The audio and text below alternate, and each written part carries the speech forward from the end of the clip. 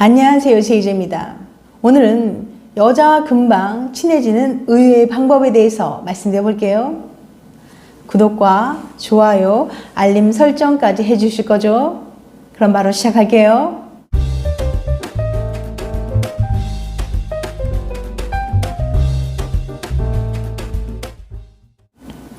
사람들은 누구에게 끌릴까요? 어떤 사람은 자신과 반대의 성향을 가진 사람에게 끌린다고 말해요. 난 나같지 않은 사람이 좋더라. 난 나와 반대인 사람이 좋아. 원래 자신에게 없는 것을 탐하는 것처럼 자신이 가지지 못한 것을 가진 사람을 원하게 된다는 거죠. 반면 또 어떤 사람들은 자신과 비슷한 사람에게 끌린다고 말해요. 난 나랑 닮은 사람이 좋더라. 난 비슷한 게 좋아. 사고방식이나 취미생활 같은 게 비슷해야 함께 관계를 이어나갈 수 있다는 것이죠. 대체 어떤 말이 맞는 걸까요? 얼핏 보면 양쪽의 의견이 팽팽하게 대립하고 있는 것 같지만 사실 압도적으로 많은 연구 결과들은 우리가 자신과 비슷한 사람에게 끌린다고 말해요. 심지어 몬머스 대학의 심리학 교수인 게리 루안도브스키 교수는 누군가에게 매력을 느끼게 만드는 가장 큰 요소는 바로 공통점이다 라고까지 말했죠. 가치관, 좋아하거나 싫어하는 것, 성격, 흥미, 취미, 배경 등 이쯤 되면 자신과 비슷한 사람에게 끌린다가 아니라 자신과 비슷할수록 매력을 느낀다고 말해도 과언이 아닐 정도죠. 이런 공통점의 힘은 단지 서로에게 매력을 느끼게 하는 것에 그치지 않고 이후 연애를 하는 데에도 큰 역할을 하는데, 예를 들어서 처음 사랑에 빠질 때는 삶의 태도나 생활 방식이 비슷한 게 중요하지만 관계가 진전될수록 두 사람의 성격이 비슷한 게 안정적인 연애에 도움이 된다는 연구 결과도 있어요. 또한 성격이 비슷한 부부일수록 더 만족스럽고 행복한 결혼 생활을 유지한다는 연구 결과도 있죠. 심지어 연애 만족도가 높은 커플일수록 자신들이 더 비슷하다고 생각할 확률이 높다는 연구 결과도 있습니다. 이쯤 되면 자신은 그렇지 않다고 생각하는 분들이 계실 거예요. 지금 자신과 반대 성향을 가진 사람과 연애를 하는 중이거나 그런 사람을 짝사랑하고 있을 수도 있죠. 그렇다면 다음 질문들에 한번 대답해 보세요. 두 분의 나이 차이는 얼마나 나나요? 학력은 얼마나 차이가 나죠? 대화는 얼마나 잘 통해요? 사는 곳은 어떤가요? 얼핏 보기에는 나와 상대방의 차이가 도드라져 보일 수도 있지만 두 사람을 둘러싼 모든 것에 대해서 하나하나 비교를 해나가다 보면 차이점보다는 비슷한 것들이 훨씬 더 많다는 사실을 알게 될 거예요. 사실 곰곰이 생각해보면 진짜 나와 반대되는 사람과 연애하는 건 아주 힘들어요. 예컨대 독실한 기독교 신자의 스포츠를 좋아하고 항상 부지런해서 집에 좀처럼 붙어있지 않은 사람이 철저한 무신론자의 내향적이며 스포츠 보는 것도 즐기지 않는 사람과 오랫동안 행복한 연애를 할 수 있을까요? 아마 쉽지 않을 거예요. 나와 비슷한 것에 끌린다. 물론 그렇다고 모든 사람들이 자신과 똑같은 마치 클론 같은 사람만 좋아한다는 건 아니에요. 한 연구에 따르면 성격의 경우 자신과 보완되는 성격을 가졌을 경우에도 연애 만족도가 높을 수 있다고 합니다. 단 여기서 주의해야 될 점은 보완된다는 게 반대를 의미하는 건 아니라는 점이에요. 그보다는 서로의 성질이나 성향이 톱니바퀴처럼 잘 맞물려 있는 것에 가깝죠. 지금 연애를 하고 있다면 나와 상대방의 비슷한 점을 한번 찾아보세요. 생각보다 꽤 많다는 걸 알게 될 거예요. 만약 지금 괜찮은 연애 상대를 찾고 있다면 나와 비슷한 점을 가진 사람들을 눈여겨보세요. 좋은 사람을 찾는 방법 중에 하나임은 틀림없습니다. 저도 반대인 사람과 비슷한 사람과 연애를 해본 경험이 있어요. 특히 연애 경험이 적고 나이가 어릴 적에는 나와 반대인 사람에게 더 호기심과 관심이 생겨 끌린 적도 있었죠. 나에게 없는 부족한 면이 있는 사람에게 더 끌렸던 것 같아요. 그래서 나와는 다른 낯선 이끌림에 끌려 사귄 경험도 있죠. 하지만 결론은 그런 연애는 오래가지 못했다는 거예요. 처음에 호기심을 자극했던 낯설음은 시간이 지나면서 감당하기 어려워지고 나와 너무 다른 부분 때문에 끊임없이 갈등이 생기게 됐던 거예요. 반면에 나와 여러모로 비슷한 사람을 만나면 대화도 잘 통하고 뭐든 굳이 설명하지 않아도 서로를 이해하기 쉬워서 연애의 만족도도 훨씬 높았죠.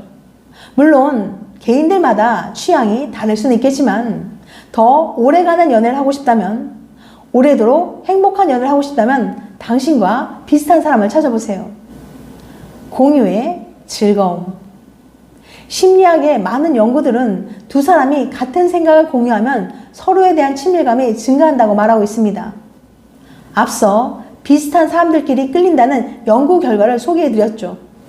그래서 서로 생각이 비슷하면 쉽게 친해진다는 건 알겠는데 그게 어떤 종류의 비슷한 생각인지도 중요한 영향을 미칠까요? 예를 들어서 두 사람이 처음 만났을 때 둘 다 누군가를 좋아한다는 사실과 둘 다 누군가를 싫어한다는 사실 중 두 사람을 더 가깝게 만들어주는 건 무엇일까요? 실험을 통해서 이 질문에 답하면서 더 빨리 친해질 수 있는 대화의 팁을 알려드릴게요. 오클라호마 대학 심리학과의 제니퍼 보송 교수는 대화를 듣고 첫인상을 판단하는 실험이라며 105명의 실험 참가자들을 모집했습니다. 보송 교수는 실험 참가자들에게 미리 녹음된 두 사람의 대화를 들려줬죠. 남자 브래드와 여자 멜리사라는 가상의 대학생이 등장하는 이 대화는 일반적인 대학생들이 나올 법한 평범한 내용들이 담겨 있었습니다. 예를 들면 일상이라든가 수업, 성적, 교수, 오늘의 계획, 친구 등등이에요. 그러고는 실험 참가자들에게 브래드에 대해 마음에 들었던 점 한 가지와 마음에 안 든 점 한 가지를 적어달라고 요청했죠. 그 다음 보송 교수는 이제 옆방에서 대화 테이프를 듣고 브래드에 대한 생각을 적은 다른 참가자를 만나게 될 거라고 얘기했어요. 그러면서 한마디 툭 던지죠.